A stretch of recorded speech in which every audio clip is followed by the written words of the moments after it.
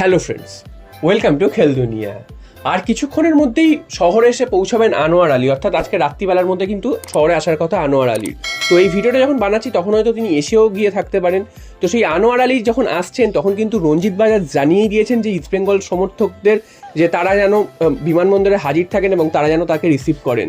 তো বুঝতেই পারছো মোহনবাগানের কিন্তু হাতছাড়া হয়ে গেছে আনোয়ার আলী, এবং আনোয়ার আলী কিন্তু ইস্টবেঙ্গলে জয়েন করছে আজকের অফিসিয়ালি, এবং সেটা কিন্তু আর কিছুক্ষণের মধ্যেই তোমরা জেনে যাবে। তো এবার প্রশ্ন হচ্ছে, তাহলে মোহনবাগান এনওসি দিয়ে দিল এবং এখন অবধি তারা কিন্তু জানে না তাদের ক্ষতিপূরণ তারা কি পাবে, কারণ ক্ষতিপূরণ কি হবে সেটা কিন্তু এখনো ডিসাইড হয়নি।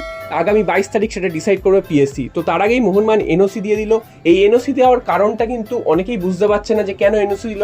তো এখানে কিন্তু কয়েকটা ব্যাপার উঠে আসছে, সেটা হচ্ছে মোহনবাগান হয়তো চায় না কোনো প্লেয়ারের যাতে খেলার লাইফ যাতে নষ্ট না হয়, তার জন্য হয়তো এনওসি দিয়ে দিল এবং তাকে যেন কোনো সমস্যার সম্মুখীন না পড়তে হয়। আবার অন্য কিছু মত আছে, মোহনবাগান কিন্তু এটা খুব চালচেলে কাজটা করেছে, কারণ মোহনবাগান জানে যে এখন এনওসি মোহনবাগান দিয়ে দিচ্ছে ঠিকই, তবে এটা এখন প্রমাণ হবে তখন কিন্তু যেই ক্লাব তাকে সই করাচ্ছে এবং উল্টো দিকে পেরেন্ট ক্লাব অর্থাৎ দিল্লি এফসি, তারা দুজনেই তো ফাঁসবে এবং পিএসসি থেকে তাদের শাস্তি দেওয়া হবে, ট্রান্সফার ব্যান হতে পারে।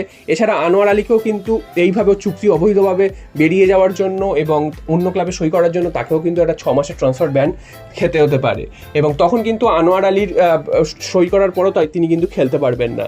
তো এখন সমস্তটাই কিছু নির্ভর করছে ভেতরে কি হচ্ছে সেটা কিন্তু একবারে জানা যাচ্ছে না। তবে মোহনবাগান কিন্তু এই চালটাই চেলে রেখেছে যাতে 22 তারিখ ইস্টবেঙ্গলে তিনি সই করে নিচ্ছেন, এটা কনফার্ম হয়ে যাওয়ার পর তখন কিন্তু পিএসসি রায় জানিয়ে দেবে যে কি শাস্তি হতে পারে।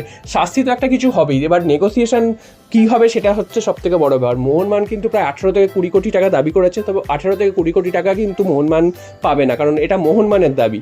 এবার পিএসসি সেইটার উপর একটা বিচার বিবেচনা করে এবং দুই পক্ষর সাথে একটা বিচার বিবেচনা করে নেগোসিয়েশনও একটা কিন্তু মূল্য আসবে, সেটা কিন্তু কম করে 8 থেকে 10 কোটি টাকা হতেই পারে।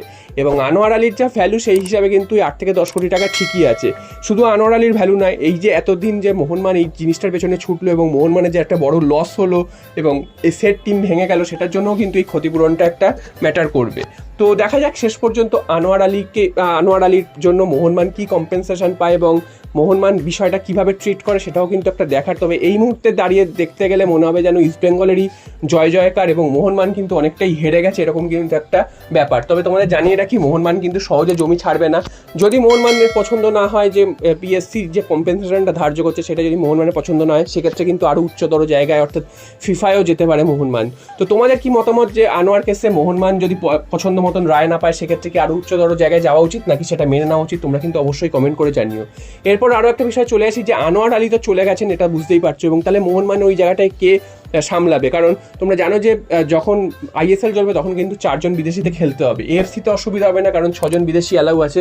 তো 4 জন বিদেশি অ্যালাউ হলে কিন্তু তখন কিন্তু খুব মুশকিলে পড়বে মোহনবাগান, কারণ সেই সময় কিন্তু ডিফেন্সে কোনো ভারতীয় একজন সেন্ট্রাল ডিফেন্ডার দরকার। তো সেক্ষেত্রে কাকে খেলাবে? তো সেক্ষেত্রে কোনো প্লেয়ারকে তো নিতে হবে, এবং এই মুহূর্তে কিন্তু সবথেকে আলোচিত নাম সেটা হচ্ছে প্রীতম কোটাল। প্রীতম কোটালের সাথে একটা সোয়াপ ডিল হওয়ার সম্ভাবনা রয়েছে কেরালার সাথে, যাতে প্রীতম কোটালকে পেতে পারে। তাহলে সেই প্রীতম কোটালের ডিলটা কিন্তু অনেকদিন ধরে একটু চুপচাপ হয়ে গেছে, তিনি আসবেন কি আসবেন না সেটা কিন্তু এখন বোঝা যাচ্ছে না, এবং প্রীতম কোটাল কিন্তু কেরালার হয়ে খেলছেও। তো এই মুহূর্তে দাঁড়িয়ে মনে করা হচ্ছে প্রীতম কোটালের ব্যাপারটা কিন্তু আবার কিন্তু উঠবে এবং প্রীতম কোটালকে নেওয়ার মোহনবাগান চেষ্টা করবে, এবং প্রীতম কোটালও কিন্তু আসতে প্রস্তুত মোহনবাগানে।